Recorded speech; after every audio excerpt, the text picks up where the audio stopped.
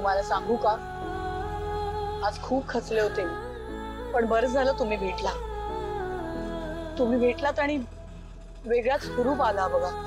अहो ऐका ना, मी उतरते आता. तुम्ही रिक्षा चालवा, मी पण जरा नवीन नोकरी शोधते.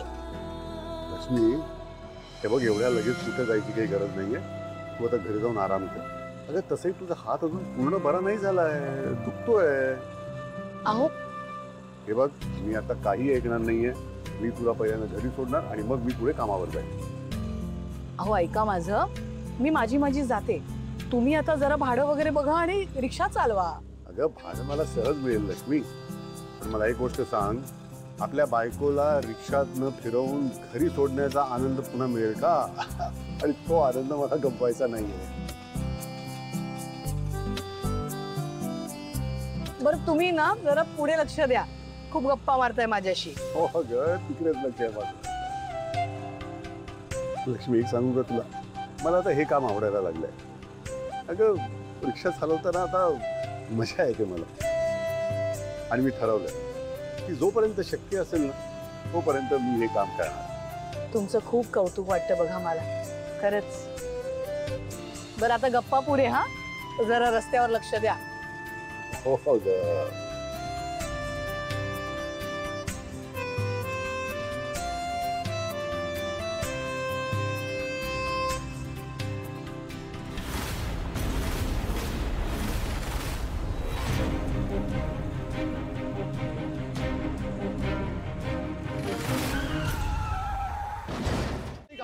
एवढी मोठी गाडी येते रस्त्यातून, दिसली नाही का तुला? तर इथं इतक्या वेगाने आलात, पुढे न बघता मध्ये घुसतात आणि मला काय सांगताय? ए रिक्षावाल्या, मला शहाणपणा शिकवू नकोस.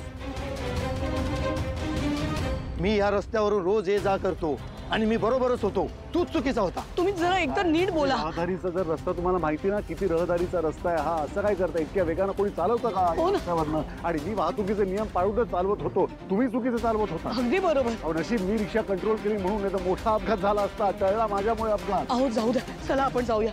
हे जास्त बोलू नकोस. हे बघ, माझ्या गाडीचा बॅक गार्ड फुटलेला आहे. तुला माहिती आहे ही गाडी किती महागडी आहे? आत्ताच्या आत्ता 25,000 रुपये माझ्या गाडीची भरपाई दे. दे म्हणजे दे. हो, हे 25,000 नाहीयेत. हे बघा, चूक माझी नाहीच आहे ना. मी कशाला देऊ पैसे? तू मला आत्ताच्या आत्ता नुकसान भरपाई दे, नाही तर मी तुझ्या रिक्षाची वाट लावेल. अहो काय बोलताय तुम्ही? नाही देऊ शकत आम्ही एवढे पैसे. हे बघा, एक तर चुकी तुमची आहे. हो. 25,000 रुपये आम्ही नाही देऊ शकणार. अहो एवढं. अहो तुम्ही काय करता? सोडा जरा. आत्ताच्या आत्ता 25,000 नुकसान भरपाई दे, नाही तर पोलीस स्टेशनला चल. अहो माझी चूक असली, मी का देऊ 25,000 रुपये? आधी तुम्ही कॉलर सोडा. सोडा आधी कॉलर. काय करणार? हाच विचार सतत माझ्या मनात येतोय. नाही नाही नाही नाही नाही मॅडम, तुम्ही अजिबात काळजी करू नका. मी तुम्हाला शब्द देतो की मी आनंदीवर कुठल्याही प्रकारचं संकट येऊ देणार नाही. सिद्धिराज, मला असं वाटतंय की तुम्ही मला, माझ्या घरच्यांना मदत केलेली तुमच्या घरच्यांना फारशी आवडत नाही आणि कदाचित लग्न झाल्यावर पूर्वीलाही ते आवडणार नाही. तेव्हा मला वाटतंय की तुम्ही जास्त वेळ तुमच्या घरच्यांबरोबर आणि पूर्वी बरोबर राहा.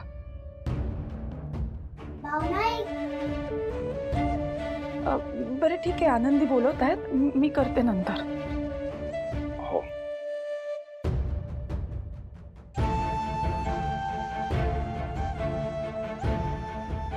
सत्य तुम्हाला माहित नाहीये म्हणून भावना मॅडम, नाहीतर मीच आनंदीचा बाबा होणार आहे आणि तिची जबाबदारी घ्यायला मी आनंदाने तयार आहे. मिस्टर गाडे पाटील, मी किती वेळ तुमची वाट बघत उभी होते. आज काय झालं तुम्हाला माहितीये? आनंदींच्या आत्या आणि काकांनी जबरदस्ती मला आनंदींच्या हक्कसोड पत्रावर सही करायला भाग पाडलं.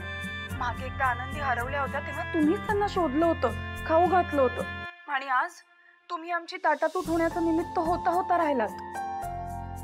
खरंच सॉरी मॅडम, पण का कोणास ठाऊक, म्हणजे आपण जेव्हा भेटण्याचा विचार करतो तेव्हा काही ना काहीतरी अडथळे येतातच. आणि अडथळा कायम तुमच्याच बाजूने येतो आणि मी मात्र नेहमी तुमची वाट बघत उभी असते. खरंच मॅडम, इतक्या आतुरतेने वाट बघताय तुम्ही माझी? काय झालं मिस्टर गाडे पाटील? बोला ना काहीतरी. असं का करता नेहमी तुम्ही? तुम्ही मला तुमची जवळची मैत्रीण मानता ना? अहो नाही हो, असं काही नाहीये. आता मी फक्त तुम्हाला भेटायला नाही येऊ शकलो म्हणून तुम्ही माझ्या मैत्रीवर शंका नका घेऊ. मी एका प्रॉब्लेम मध्ये अडकलो होतो म्हणून नाही जमलो. म्हणजे कुठला प्रॉब्लेम? नक्कीच तुमच्या मित्राचं काहीतरी झालं असेल, हो ना? हो. अच्छा, म्हणजे तुमच्यासाठी तुमचा तो मित्र माझ्यापेक्षा जास्त जवळचा आहे का? हो, असं काही नाहीये हो. तुमच्यापेक्षा कोणीच महत्वाचं नाहीये मला. पण तुम्हाला माहितीये ना, म्हणजे एखादा कोणी प्रॉब्लेम मध्ये असेल आणि त्याची मदत नाही केली तर माझं मन खात राहतं मला, म्हणून झालं तसं. ते मला माहितीच आहे, कारण तुमची ही सवय ना अगदी सिद्धिराज सारखी. तुम्हाला सांगते, आज सिद्धिराज वेळेवर पोहोचले आणि मला वाचवलं ना, म्हणून ठीक आहे, नाही तर सगळी गडबड झाली असती.